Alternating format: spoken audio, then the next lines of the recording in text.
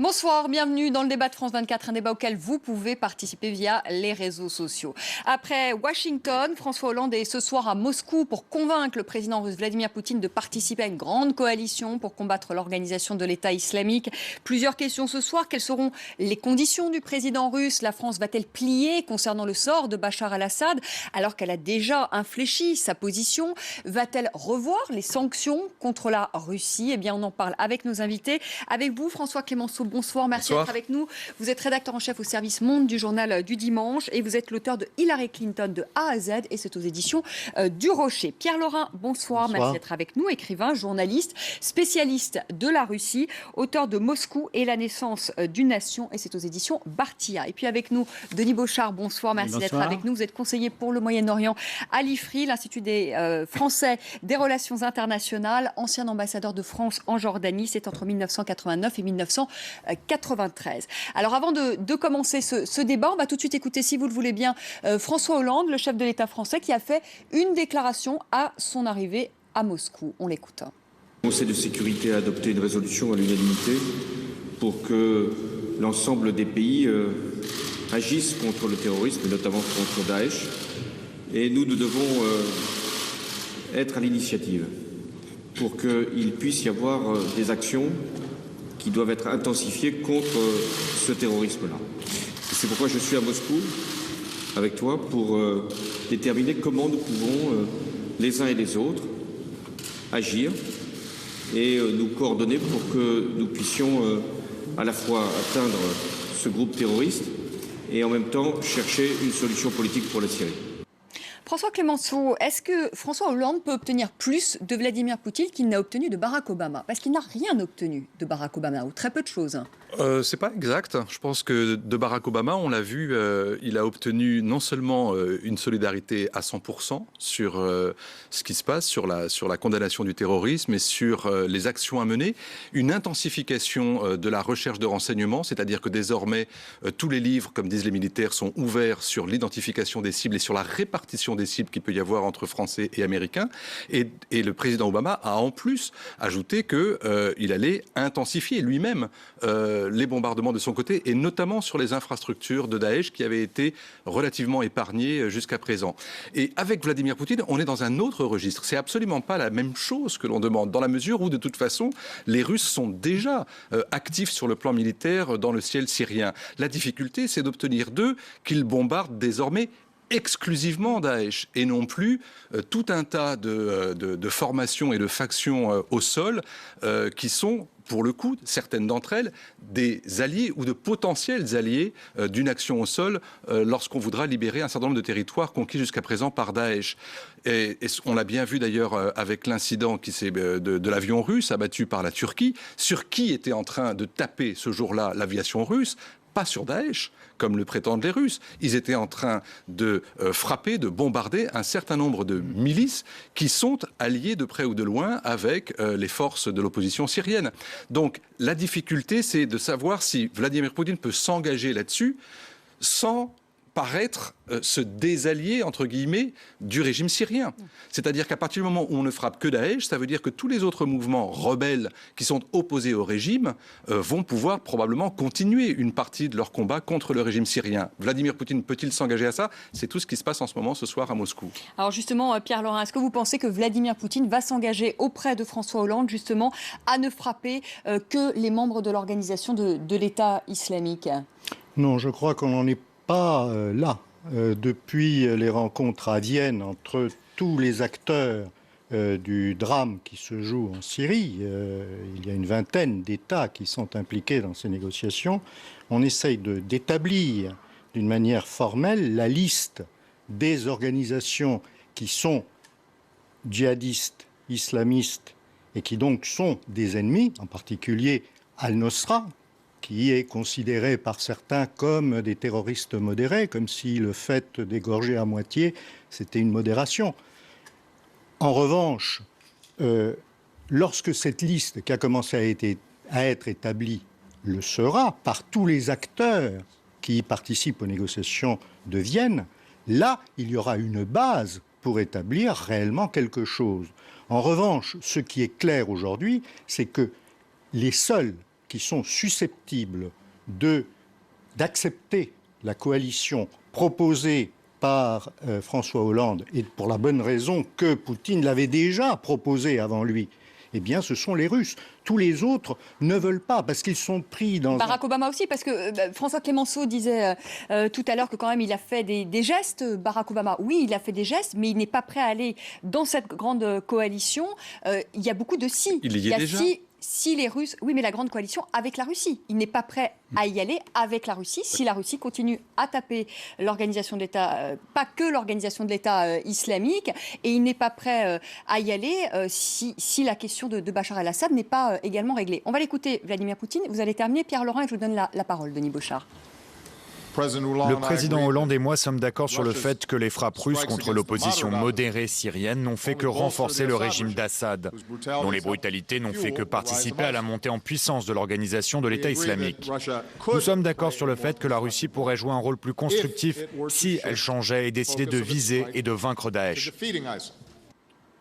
Denis Beauchard, est-ce que François Hollande, justement, peut faire un peu le go-between ce soir entre le Russe Vladimir Poutine et l'Américain Barack Obama ? Oui, je pense bien que les préoccupations du président François Hollande ne sont pas tout à fait celles du président Obama. Je pense qu'il y a effectivement deux sujets importants de conversation. C'est effectivement l'identification des cibles. Et jusqu'à maintenant, ou tout au moins jusqu'à hier, les Russes manifestement ne s'intéressaient guère à Daesh. Mais je pense qu'il y a une évolution très nette, avant même d'ailleurs ce déplacement de François Hollande, qui est lié tout simplement par le fait que Daesh a déclaré formellement la guerre à la Russie. Le dernier numéro de Dabiq, qui est donc le magazine en ligne de Daesh, établit clairement un lien entre l'attaque de l'avion de Metrojet à Sharm el-Sheikh et les frappes syriennes, les frappes de la Russie en Syrie. Donc là, je crois que le contexte a changé. Et simplement, l'identification à part Daesh des différents autres groupes est assez compliquée parce que en Syrie, il n'y a pas un front unique, il y a de multiples fronts, il y a plusieurs centaines de groupes armés, de Katiba, qui travaillent avec des chefs autoproclamés, avec des combattants qui passent d'une Katiba à l'autre. Et donc, c'est très difficile de savoir quels sont les Katiba djihadistes et quels sont les autres. Alors, effectivement, il y a le front El-Nosra, qui, je pense, effectivement, peut être considéré comme un groupe djihadiste. Ils sont nombreux, ils pullulent. Jabhat al-Nusra est désigné dans la résolution des Nations Unies comme étant précisément un groupe terroriste et qui doit être combattu et frappé. Donc il n'y a pas d'ambiguïté là-dessus. Il y en a en revanche effectivement pour d'autres groupes, et notamment un qui est très important, qui S'appelle Ahrar el-Sham, et qui regroupe un certain nombre de factions par les Saoudiens, c'est ça, les Saoudiens ou les Qataris? Non, financé par les Saoudiens. Les Turcs, les Saoudiens et les Qataris. Et c'est vrai que dans ce groupe-là, dans cette sorte de cartel, il y a à la fois effectivement des milices islamistes entre guillemets classiques et un certain nombre de factions qui ont été alliées ou qui s'allient de temps en temps avec Jabhat al-Nusra en fonction des circonstances, en fonction précisément des objectifs territoriaux. Donc effectivement, pour ce groupe-là, c'est très difficile. Mais qui pourrait dire aujourd'hui que l'armée libre de Syrie, par exemple, est une cible légitime pour l'aviation russe ? Ça ne peut pas être une cible légitime. L'armée libre de Syrie, non, il se trouve qu'en l'occurrence, ils ont été bombardés et à de très très lourdes reprises. Elle ne l'est plus depuis un certain temps parce qu'ils collaborent maintenant avec les Russes pour désigner des cibles. Et ils donnent des cibles aux Russes pour détruire les ennemis de l'armée syrienne libre et non pas les... Donc vous dites ça, Pierre Laurent, vous dites qu'il y a une collaboration aujourd'hui, parce que les Russes, je vois François Clémenceau très sceptique, les Russes, ça on sait, collaborent avec l'armée syrienne, mais vous dites les Russes collaborent également avec l'armée syrienne libre. Il y a des contacts depuis maintenant plusieurs jours, voire même plusieurs semaines, et non seulement il y a des contacts, mais ce qu'essaye aujourd'hui de faire la Russie, en particulier dans ces négociations de Vienne, c'est de faire parler ensemble ces groupes et le régime syrien de Bachar el-Assad, de manière à essayer de créer assez rapidement, dans un calendrier qui a été plus ou moins établi, les contacts doivent être pris d'ici la fin de l'année, et puis un gouvernement de coalition doit être fait dans les 6 mois, avant des élections dans les 18 mois. Donc il y a un processus de négociation qui avance. Mais ce qui est très curieux, c'est qu'on parle beaucoup de problèmes liés à l'identification des cibles sur le terrain, mais on ne parle pas, ou très peu, des négociations de Vienne qui essayent d'éclaircir le terrain. Et là, ça me semble évident qu'il y a des progrès qui sont faits de part et d'autre. Et c'est sur cela que compte s'appuyer François Hollande, évidemment. Alors sur Vienne, justement, sur ces pourparlers à Vienne, il y a des progrès qui sont faits. En effet, il y a des petits pas qui ont été faits du côté de la France, qui aujourd'hui dit que la priorité, c'est la lutte contre l'organisation de l'État islamique et c'est plus la chute de Bachar el-Assad. Mais est-ce qu'on peut dire, Denis Bochart, et je vous ferai réagir aussi François Clémenceau, que c'est le même discours des Américains? On a le sentiment quand même que les Américains, en tout cas, sur cette question-là, n'ont pas grandement avancé le sort de Bachar el-Assad. Écoutez, je pense qu'il y a une crispation sur la personne de Bachar el-Assad qui pose problème, qui interpelle. Parce que, en fait, le problème, c'est Bachar el-Assad n'est pas un dictateur solitaire, c'est la tête émergée d'un système, d'un ensemble, d'un régime. Et donc, je pense qu'il y a un faux problème. De même que lorsqu'on parle du soutien sans faille de la Russie à l'égard de Bachar el-Assad, on peut être très sceptique. Absolument. Et d'ailleurs, le voyage récent à Moscou ressemble tout autant à une convocation qu'à une invitation. Et peut-être qu'en dehors d'un soutien affiché, il y a déjà peut-être un départ programmé de Bachar el-Assad. Les Russes ont une politique étrangère totalement cynique. Le jour où Bachar el-Assad ne leur sera plus utile, ils le laisseront tomber. Donc je pense qu'il y a un faux problème et que le processus de Vienne, à l'évidence, va se terminer, va déboucher sur un départ de Bachar el-Assad. Le problème, c'est de savoir le remplacer par qui? C'est ça, en fait, le problème. Et c'est effectivement un exercice extrêmement difficile. Il faudra sans doute... Mais d'une certaine manière, est-ce que les Russes... L'objectif essentiel des Russes, c'est de préserver naturellement leur ancrage en Syrie, qui est effectivement un point d'ancrage essentiel depuis près de 60 ans, et qui préexistait d'ailleurs au régime des Assad. Mais finalement, François Clémenceau, est-ce que les Russes n'ont pas aussi appris de l'histoire, et notamment de l'histoire libyenne, que finalement, de lâcher demain Bachar el-Assad, c'est peut-être aussi tout l'État libyen qui risque d'être en pleine déliquescence et qu'on risque de repartir. Alors vous allez me dire, c'est peut-être déjà le chaos en Syrie, est-ce que ça peut l'être plus? L'État syrien, mais l'État syrien, la difficulté, c'est que précisément, il est quand même dans une très très grande déliquescence. L'armée syrienne elle-même n'est plus que l'ombre d'elle-même. La preuve, c'est qu'elle a dû recourir à une aide massive des Iraniens, qui sont aujourd'hui sur le terrain, qui se battent aujourd'hui pour reconquérir du territoire perdu ou pour même protéger des villes qui sont assiégées par les forces d'opposition syriennes et par un certain nombre de factions djihadistes. Donc la difficulté, elle est là, et on n'en a pas encore parlé jusqu'à présent, mais l'une des grandes inconnues, à mon sens, c'est effectivement l'Iran, d'un côté, avec qui il n'y a pas trop de problèmes pour régler l'affaire irakienne, mais où toutes les portes sont ouvertes en Syrie. Et la deuxième inconnue, c'est la Turquie, dont on ne parle pas suffisamment parce que pour l'instant on est focalisé sur cette histoire d'avions et de rétorsion diplomatique et économique entre la Russie et la Turquie. Mais la Turquie, à l'évidence, va jouer un grand rôle dans cette nouvelle phase, y compris pour déterminer qui seront ceux qui seront autorisés à s'asseoir autour de la table. On a confié ce rôle aux Saoudiens et aux Jordaniens pour faire une sorte de processus de filtrage, de sélection, qui devrait aboutir au mois de janvier. Mais on voit bien que c'est extrêmement difficile parce que si j'étais aujourd'hui iranien, j'aurais de très très grandes difficultés à accepter que l'opposition syrienne soit au bord de la table pour pouvoir négocier précisément le départ de Bachar el-Assad. Oui, mais là, il y a un effet qui est l'effet d'entraînement, c'est-à-dire que ces pays, en particulier les pays du Golfe et l'Arabie saoudite, sont sous le regard très scrutateur maintenant du reste de la communauté internationale qui se dit, bon, maintenant, ça suffit le double jeu. Maintenant, il faut prendre des décisions. Et de même à l'égard de la Turquie. Le double jeu de la Turquie, notamment à l'égard des Kurdes, qui sont leur objectif principal et non pas l'État islamique. Ce qui est très curieux, c'est qu'on dénonce sans cesse le cynisme des Russes, mais pas celui des Turcs. Alors justement, je ne sais pas si on peut l'écouter, parce que c'est aussi notre interview exclusive. Et donc, c'est le président turc Recep Tayyip Erdogan qui a répondu aux questions de Marc Perelman, justement sur la question du double jeu de la Turquie. La Turquie qui est accusée d'acheter du pétrole à l'organisation de l'État islamique, ou en tout cas de tirer certains bénéfices en permettant le transit du pétrole de l'organisation de l'État islamique sur son territoire. Eh bien, la question a été posée à Recep Tayyip Erdogan. Écoutez sa réponse au micro de de France 24 de Marc Perelman. Quand l'organisation terroriste essaie de faire venir du pétrole en contrebande dans notre pays, nous intervenons immédiatement. Nous saisissons le pétrole et ensuite notre ministère du Commerce détruit ses stocks. Notre premier fournisseur, c'est la Russie. Les responsables russes ne devraient pas dire ce genre de choses. C'est une honte. Nous n'avons jamais fait ce genre de commerce avec les terroristes. Il faut le prouver si on l'avance. Et le moment où ils le prouveront, Tayyip Erdogan ne resterait pas en poste ici.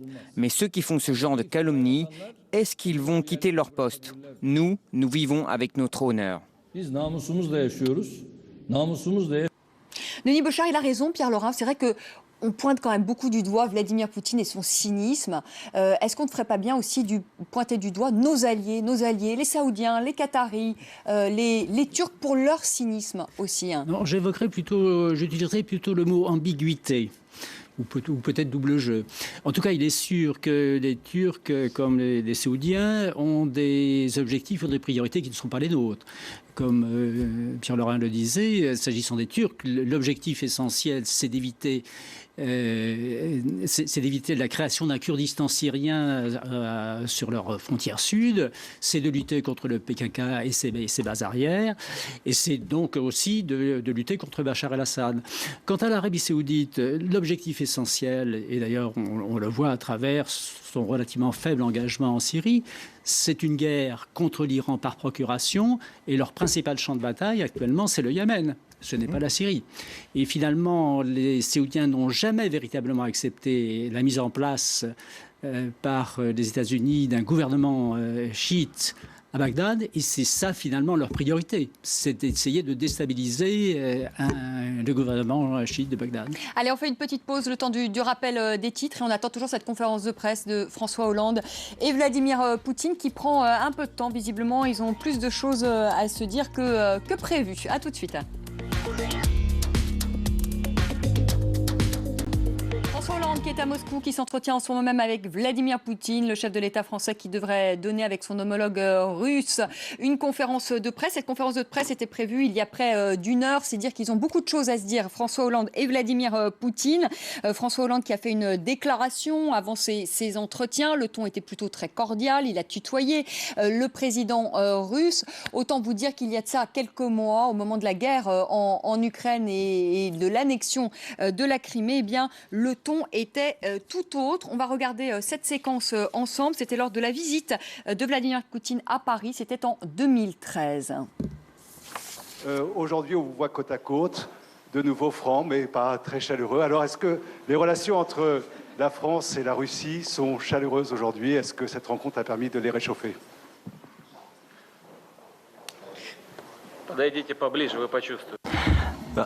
Approchez et vous allez sentir cette chaleur.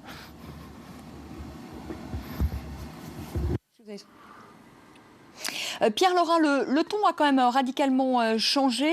C'est quand même une victoire pour Vladimir Poutine parce que lui, qu'on avait un peu marginalisé et peut dire, il y a de ça quelques mois au moment de la guerre en Ukraine et l'annexion de la Crimée, le revoilà sur le devant de la scène internationale.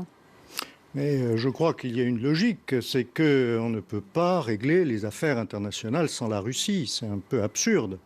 La Russie est un acteur majeur et elle l'a démontré en facilitant beaucoup d'avancées, notamment en Iran, par exemple, récemment.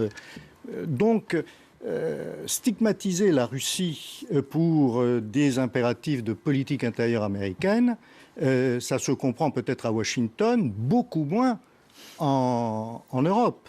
Vous pensez que les Occidentaux ont sous-estimé Vladimir Poutine? Je crois que les États-Unis ont sous-estimé, oui, Vladimir Poutine. En tout cas, ils ont sous-estimé les capacités de réaction de la Russie. Mais d'un autre côté, il ne faut pas se leurrer. Les sanctions contre la Russie ont fait perdre à l'Europe occidentale, à l'Union européenne, pratiquement 20% des échanges. Les échanges entre la Russie et les États-Unis ont progressé de 7% pendant la même période, malgré les sanctions. C'est-à-dire que nous nous appliquons des sanctions et nous souffrons à cause des sanctions. Les Américains appliquent des sanctions, mais ils gagnent de l'argent. Mais les Je Russes crois que souffrent là, aussi il y a... les Russes souffrent aussi bien entendu des sanctions. On a vu quand même le rouble qui a perdu de sa valeur. Ce n'est pas notamment les investissements lié à cela. étrangers aussi qui ont pâti aussi des sanctions économiques. Ça, oui. Les Européens ont souffert, mais les Russes aussi. Bien entendu. Mais la question, c'est que pour quelles raisons les Russes et les Européens souffriraient et pas les Américains? Là, il y a un problème. Non, Denis Bochart. Je vois qu'effectivement, la Russie est un acteur incontournable au Moyen-Orient, tout au moins, puisque c'est le problème qui... On l'a sous-estimé, cette Russie? Oui, je pense qu'on a peut-être oublié que l'Union soviétique avait des relais au Moyen-Orient très importants, un ancrage notamment en Syrie, mais également en Irak. Et par rapport à l'Union soviétique, assez curieusement, la Russie a développé son réseau d'amitié et d'influence, notamment, assez paradoxalement, avec Israël. Les relations sont excellentes, et même les relations personnelles entre Vladimir Poutine et Netanyahou sont très bonnes. Pour une raison simple, c'est que, comme vous le savez, en Israël, il y a plus d'1 million d'émigrés de l'ex-Union soviétique. Et deuxièmement, une reprise de relations assez étroites avec l'Égypte. Ce qui est effectivement, compte tenu, je dirais, de la fâcherie qui existe actuellement entre les États-Unis et le pouvoir l'Égypte. égyptien. Alors, en plus de ça, il y a un autre point d'ancrage, effectivement, au Moyen-Orient, qui est l'Iran. Même si, dans l'histoire, l'Iran et la Russie ont eu des rapports parfois conflictuels. Et il est de fait que je pense que les Russes ont joué plutôt un rôle positif dans l'aboutissement de l'accord sur le nucléaire avec l'Iran. En contrepoint, François Clémenceau, tu viens de ce que dire Denis Bochart, est-ce qu'il n'y a pas justement une dissymétrie? C'est vrai, quand on voit Vladimir Poutine qui a renforcé ses relations avec le Premier ministre israélien Netanyahou, avec le président égyptien, à contrario, justement, le président américain Barack Obama est quand même très absent au Proche-Orient. On voit que c'est quand même des relations qui sont très froides, très tendues avec Benyamin Netanyahou, très tendues aussi avec le pouvoir égyptien. Aujourd'hui, c'est quand même avec les Saoudiens également, parce qu'on sait que nous, la France, on a un peu bénéficié d'ailleurs de ces tensions avec les Saoudiens. Comment vous expliquez justement cette position américaine dans la région aujourd'hui, très affaiblie? Mais parce que Barack Obama l'a aussi un peu voulu. C'est pas quelqu'un qui serait forcément uniquement dans le choc et dans quelque chose qu'il subit. La politique américaine au Moyen-Orient, tout le monde l'a constaté, et Obama a fait un certain nombre de discours, dont celui de West Point, pour dire que le temps des interventions américaines militaires au Moyen-Orient était révolu et qu'il était plus aujourd'hui dans une stratégie dite de containment que dans une stratégie interventionniste. Autrement dit, si on peut limiter, contenir un certain nombre de conflits, les Américains sont prêts à le faire, mais plus du tout pour être en première ligne systématiquement pour une raison ou pour une autre. Et c'est vrai que ce qu'il craint en Syrie, et je ne vois pas pourquoi on le lui reprocherait, même si, entre parenthèses, comme par hasard, on a toujours besoin d'eux lorsque ça nous arrange, mais jamais quand ça nous dérange. Mais sur ce point précis, je crois qu'effectivement, Barack Obama a très peur, effectivement, de vivre en Syrie un nouvel Irak comme celui qu'a connu son prédécesseur. Donc ça, c'est quelque chose qu'il ne veut pas rentrer là-dedans. Sur le Proche-Orient et le conflit israélo-palestinien, vous ne pourrez pas tout de même dire que Barack Obama, pendant 7 ans, n'a pas essayé. Il a essayé, il a même mis la pression très fortement sur Benyamin Netanyahou. Et ça n'a pas marché. Ça n'a pas marché. Pour plein de raisons, et notamment parce que Netanyahou aussi, de son côté, n'avait absolument aucune espèce d'envie ni de volonté d'aller sincèrement dans une démarche, effectivement, de dialogue avec les Palestiniens.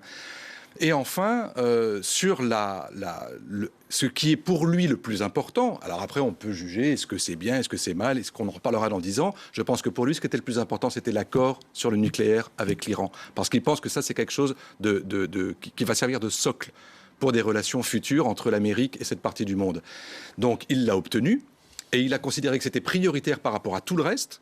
Et donc, oui, on fera un jour probablement le bilan de ces choix-là. Mais aujourd'hui, il est quand même dans une position où effectivement, malgré lui ou parce qu'il l'a voulu, c'est un peu des deux, il est effectivement dans une position contrainte.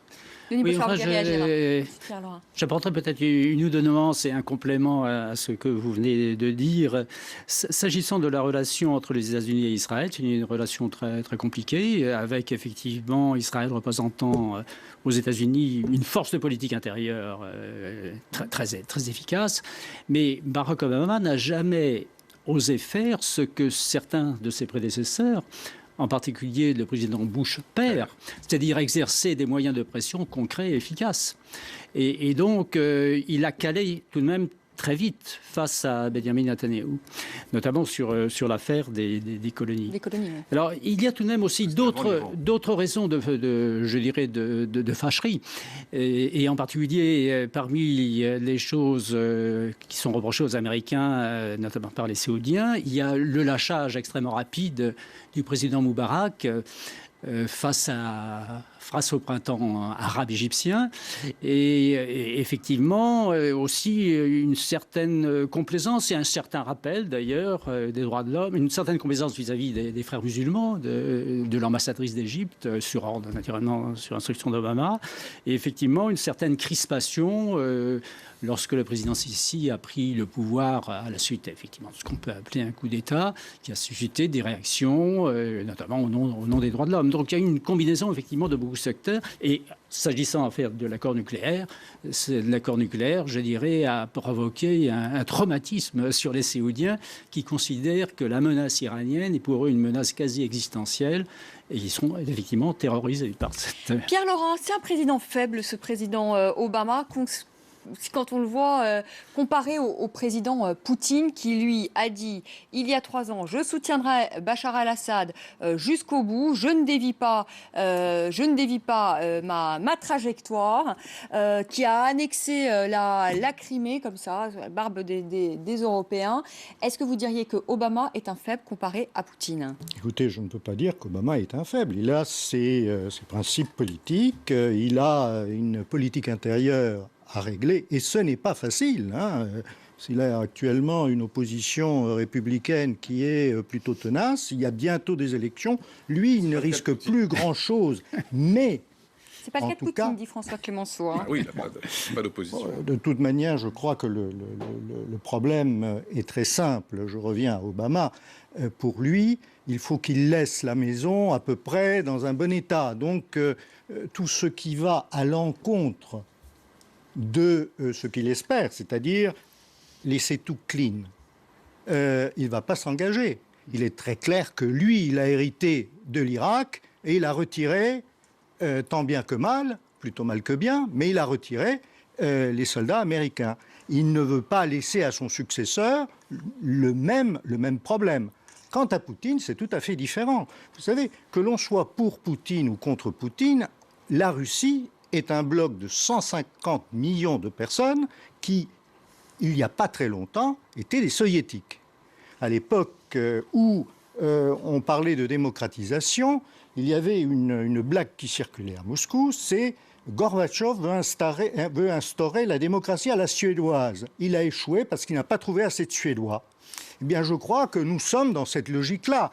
C'est très facile, nous, au bout de 200 ans de démocratie imparfaite, de reprocher à un pays quel qu'il soit. D'ailleurs, nous ne le faisons pas pour la plupart des pays, nous le faisons pour la Russie. Pour la Chine, on trouve que c'est très bien. Finalement, après tout, c'est la Chine, on n'en a rien à faire. Vous dites, du côté des Occidentaux, il y a du 2 poids, 2 mesures. Je crois qu'effectivement, parce que c'est facile de taper sur Poutine, parce qu'il y a... vous savez, c'est beaucoup plus difficile de taper sur Xi Jinping. Parce qu'on ne sait pas comment vont réagir les Chinois. En revanche, les Russes, c'est des bons punching balls. Il y a du 2 poids, 2 mesures de la part des Occidentaux. C'est vrai qu'on critique moins les droits de l'homme en Chine, et pourtant il y aurait beaucoup à dire. Et on est beaucoup plus dur vis-à-vis du président russe et de sa manière autoritaire de tenir son pays. Non, mais parce que ce sont 2 pays qui n'ont pas grand-chose à voir, si ce n'est le fait que oui, il y a effectivement un autoritarisme dans les 2 pays, mais économiquement, stratégiquement et dans leur relation avec l'Occident, les choses sont totalement dissemblables. Donc oui, effectivement, il y a 2 attitudes différentes. Mais quoique, quand vous regardez aujourd'hui par rapport à la Chine, la volonté des États-Unis de défendre la liberté de navigation en mer de Chine du Sud, vous avez clairement effectivement un objectif qui est de ne pas laisser les Chinois mener une politique expansionniste au détriment de ses propres voisins. Et en ce qui concerne la Russie, malgré un certain nombre de messages qui avaient été envoyés pour dire aux Russes que ce n'était pas franchement raisonnable de se servir de points d'appui, par exemple dans le Caucase, mais également en Ukraine, même si les Américains avant Obama, n'ont pas été effectivement très sages non plus en voulant essayer de faire progresser les frontières de l'OTAN jusqu'aux portes de la Russie. On est bien d'accord là-dessus. Mais il n'empêche que ce qu'on a constaté, c'est pas tellement que Poutine est fort ou que l'autre serait faible, c'est surtout que aujourd'hui la Russie a gardé effectivement un certain nombre de leviers, certains diraient de pouvoir de nuisance, mais qui montrent qu'effectivement, on ne peut pas ne pas tenir compte de la vie de la Russie ou de ses capacités à faire changer le cours de choses. Je suis pas sûr que... Là, on a fait une erreur, les Européens ont fait une erreur, les Américains ont fait une erreur, n'ont pas mesuré finalement le pouvoir de la Russie dans cette région, que ce soit justement dans le dossier iranien, que ce soit aujourd'hui en Syrie. Dans le dossier iranien, les Russes ont eu un comportement assez exemplaire, c'est-à-dire qu'ils n'ont pas voulu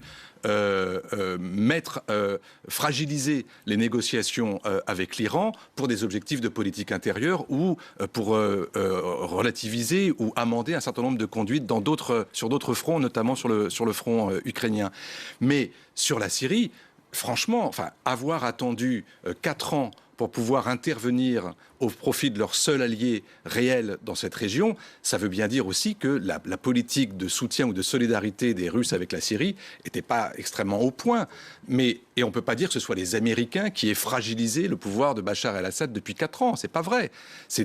Il y a eu dans ce pays une contestation populaire qui s'est transformée en conflit civil armé avec intervention d'un certain nombre de puissances étrangères, dont l'Iran, l'Arabie Saoudite, qui effectivement mène une guerre de proxy, c'est-à-dire par procuration.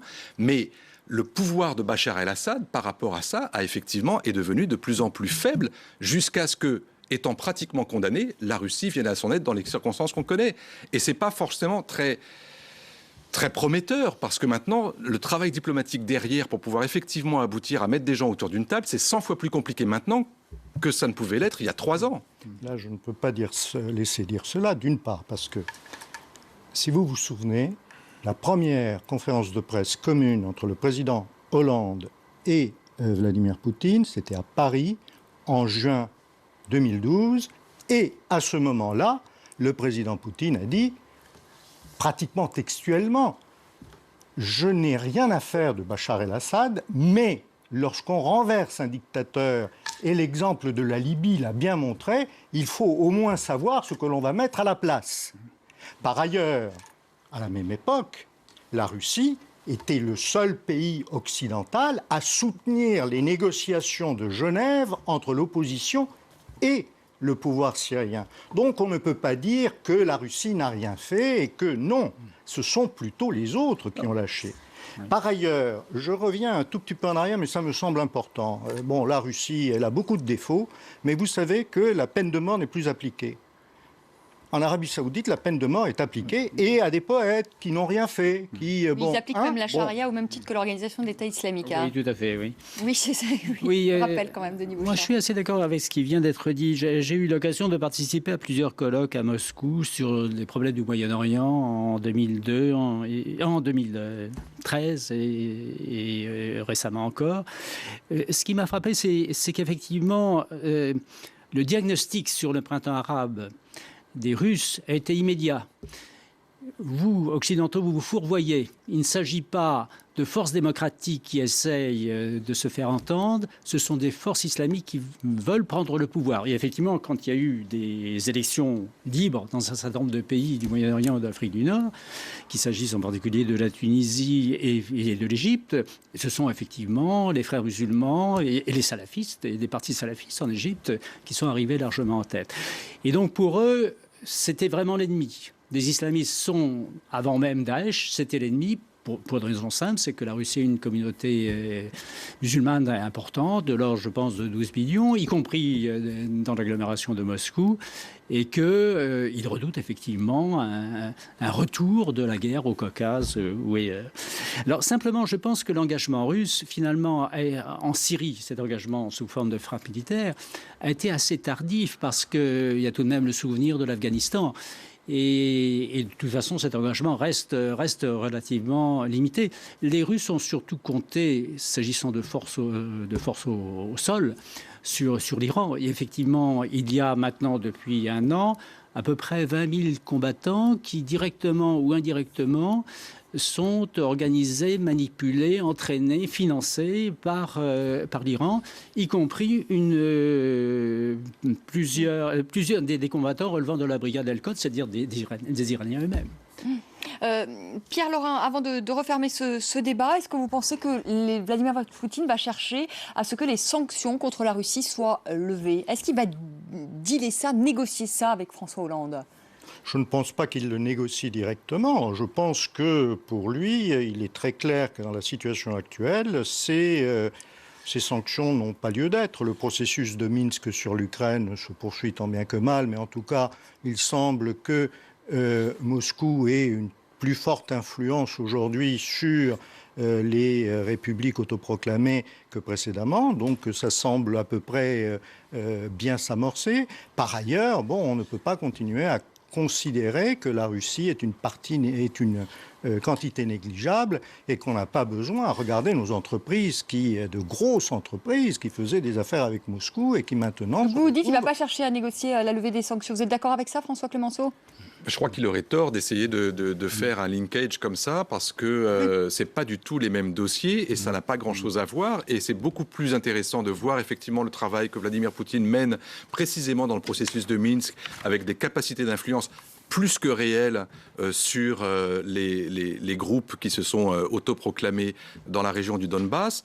La difficulté est, à mon sens, c'est quid des sanctions qui concernent l'annexion de la Crimée. Ça, j'ai du mal à croire qu'elles soient levées et j'ai du mal à croire que même Poutine cherche à les faire lever. Mais en revanche, oui, sur celles qui ont été décrétées après, oui, il y a probablement une chance. On avait dit qu'on ferait une sorte d'état des lieux au mois de janvier. On verra bien en janvier si c'est possible. Vous savez qu'en 1974, vous savez qu'en 1974, la Turquie a occupé le nord du Chypre et qu'elle continue à l'occuper dans une république plus ou moins autoproclamée. Où sont les sanctions contre la Turquie ?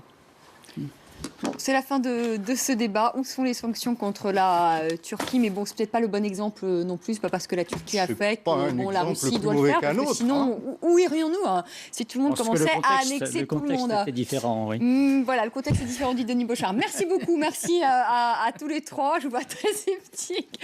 François Clémenceau, on clôt ce débat. On accueille tout de suite Myriam Amellal. Tout ce qui a fait le buzz sur les réseaux sociaux ce jeudi, c'est un œil sur les médias et c'est tout de suite.